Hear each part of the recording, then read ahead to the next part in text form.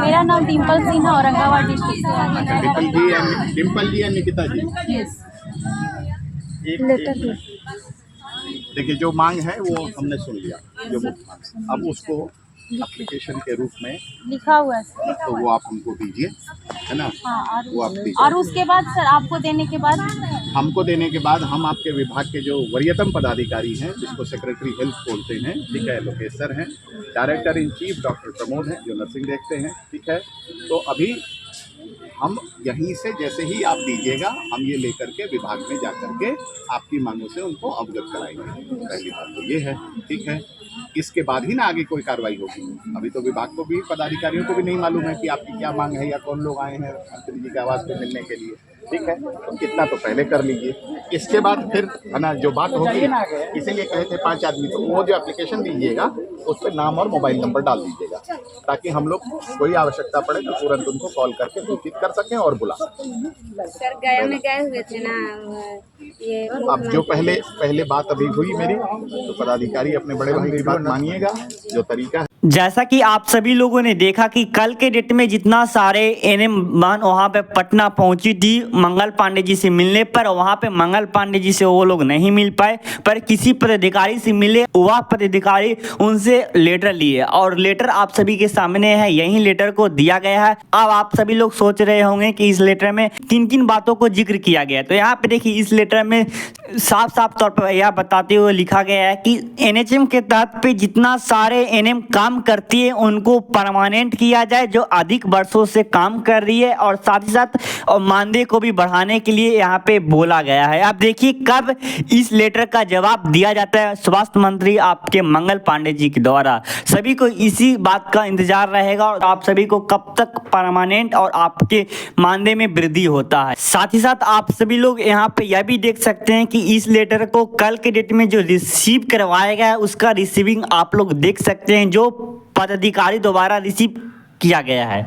आप सभी लोग यहाँ पे देख सकते हैं। बस आप लोग इंतजार कीजिए और आप लोग इस चैनल को सब्सक्राइब करके रख लीजिएगा। कोई भी जानकारी होगा आप सभी को मैं बता दूंगा।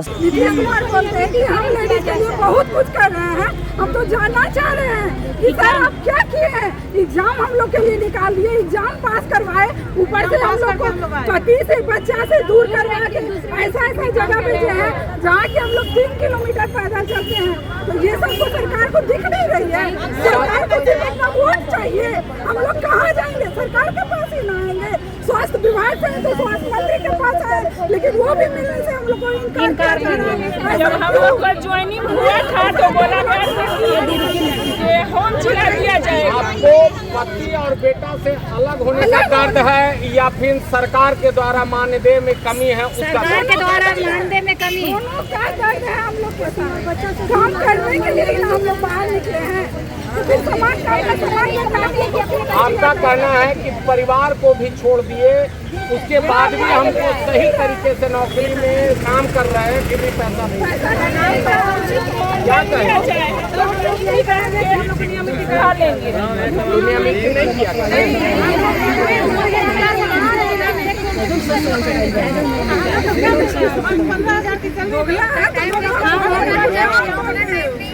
सरकार तो कर रही है कि महिला लोगों को बहुत सारे ऐसे प्रावधान दिए हैं, बहुत ऐसा सारा काम किए हैं, महिला खूब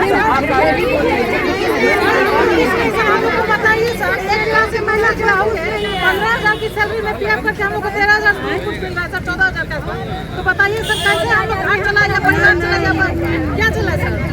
क्या हम लोग का नहीं हो रहा है, हमारा तो सब कुछ नहीं हो पा रहा है। अपने बच्चे को नहीं पढ़ा पा रहे हैं, घर पे छोड़ के जॉब कर रहे हैं। मेन मुद्दा मेरा यही है सर, हम लोग को समान काम का समान वेतन दिया जाए और नियमितीकरण किया जाए। क्या लग रहा है? बिहार सरकार से यही पूछना चाह रहे हैं, क्या हम लोग इतने जो पहले प्रेस वाले थे ना वो लिए क्या फोटो और क्या हम लोग पढ़ाई करने के लिए हमारा एग्जाम पास कर सकते हैं? ऐसा क्यों बोला जा रहा है?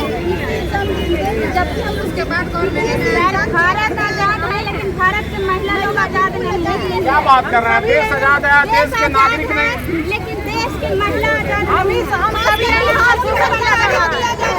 जॉब देना दिया जा रहा है।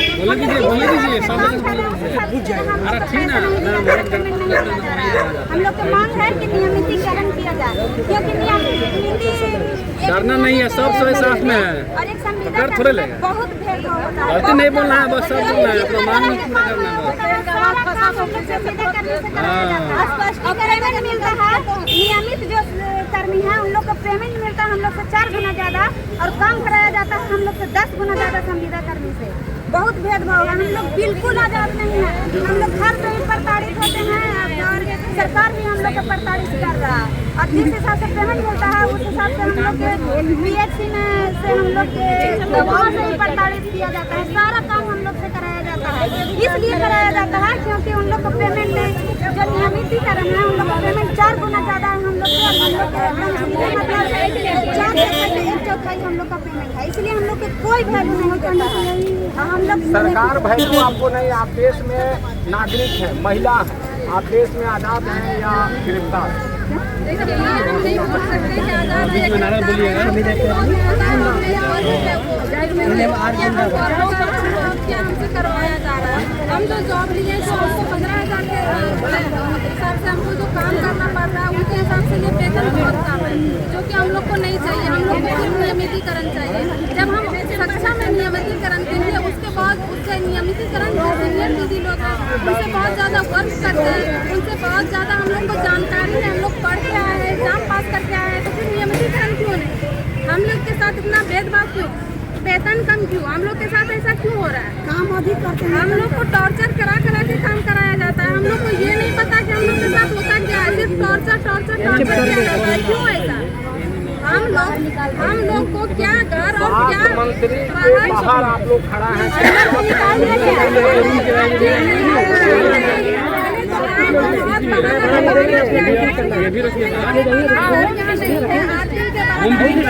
पैसा बचेगा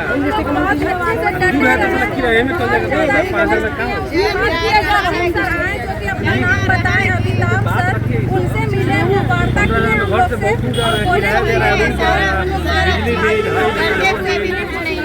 सर हम लोग को वर्दी भत्ता तो मिलता ही नहीं है, और क्या मिलेगा? रखेंगे जो कि आप लोग को फोन के माध्यम से बताया जाएगा, लेकिन कोई ऐसा कंफर्म या फिर हम लोग को ऐसा कुछ नहीं बोला गया जिससे कि हम लोग संतुष्ट हो।